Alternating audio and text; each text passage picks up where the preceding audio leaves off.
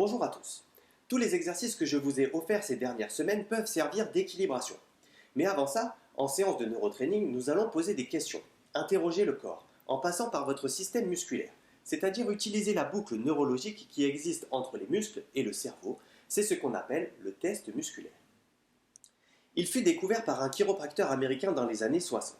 Il a remarqué que si son patient avait ou même pensait à un stress, cela pouvait abaisser son tonus musculaire.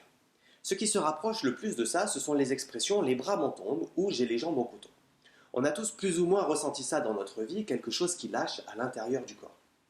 Il a ensuite relié chaque muscle aux méridiens d'acupuncture de la médecine chinoise, eux-mêmes reliés à des organes, des émotions et des comportements.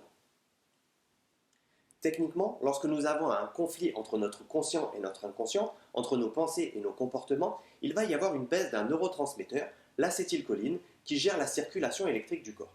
En cas de stress ou de conflit, le niveau d'acétylcholine descend, le message neuromusculaire baisse et nous perdons notre tonus musculaire. Géré par le système limbique qui enregistre des centaines d'informations par seconde, nous allons, en passant par les muscles, avoir accès à des informations dont la personne n'est pas consciente. Remonter à l'origine du conflit, à la source des mots pour leur donner un contexte. Et par la même occasion, pour les sportifs, nous allons pouvoir travailler sur les muscles, et c'est là où c'est intéressant, nous allons pouvoir tonifier, nourrir et nettoyer chaque muscle et par la même occasion agir sur le mental, l'émotionnel, le physique et l'énergétique. Nous allons faire une petite expérience psychosomatique avec la mobilité de l'épaule. Tendez le bras, verrouillez le coude, le pouce vers le haut, montez le bras le plus haut possible, voyez où il s'arrête par rapport à l'oreille. Même chose de l'autre côté. Ensuite, paume de main vers la cuisse, montez le dessus de la main vers le haut et regardez où le bras s'arrête par rapport à la tête. Même chose de l'autre côté. Dernier mouvement, bras à 90 degrés, vous descendez le bras. Même chose de l'autre côté.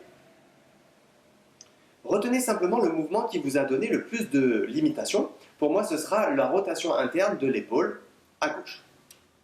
Maintenant, vous allez simplement vous remémorer un souvenir. La dernière fois que vous avez eu un fou rire. Essayez de vous remémorer la scène. C'était quand? Il y a quelques semaines, il y a un peu plus longtemps, peu importe. Simplement replongez dans ce souvenir-là. Où vous étiez? Avec qui vous étiez? Comment ça s'est passé? Qu'est-ce que ça a déclenché en vous? Cette émotion intense qui est remontée, peut-être jusqu'aux larmes. Essayez de ressentir de nouveau ça, de vous remémorer ce souvenir-là le plus clairement, le plus intensément possible. Une fois que c'est fait, que vous êtes remémoré, reconnecté à ce souvenir-là, vous allez simplement retester le mouvement qui vous avait donné le plus de limitations.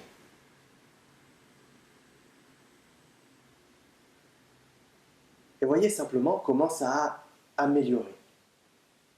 Vous comprenez bien que si une pensée positive ou une émotion positive améliore un mouvement, une pensée négative ou un stress chronique limitera un mouvement articulaire. Je vous reçois du lundi au samedi à Paris pour des séances de neurotraining ou d'hypnose. N'hésitez pas à consulter mon site si vous avez besoin de plus de renseignements. En attendant, je vous donne rendez-vous très bientôt pour de nouvelles vidéos. Prenez soin de vous.